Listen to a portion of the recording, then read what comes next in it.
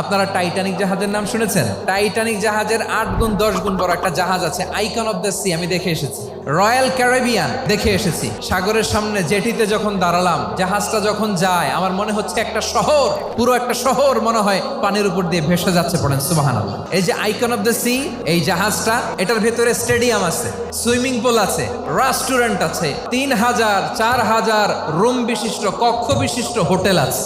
এই সবগুলোর নিয়ে এগুলো চলে সাগরের দোলার মধ্যে, জলোচ্ছ্বাসের মধ্যে। এই সাগরের ভেতরে এই জাহাজগুলোর ভাষায় রাখছে কে? এই যে বাংলাদেশে যে গাড়িগুলো চালান, বেশিরভাগ গাড়ি আসে কিন্তু জাপান থেকে। হাজার হাজার গাড়ি একটা জাহাজ বহন করতে পারে। সূরাত বনী ইসরাঈলের এই চমৎকার আয়াতের ভেতরে আল্লাহ তাআলা বেসিক্যালি মানব জাতির প্রতি তার 4টি স্পেশাল অনুগ্রহের কথা বলেছেন। 2 নম্বর অংশে আল্লাহ তাআলা বললেন, ওয়া হামালনাহুম ফিল বাররি ওয়াল বাহর, স্থলে এবং সমুদ্রে আমি তাদের জন্য চলাচলের বাহন দিয়েছি। সুবহানাল্লাহ।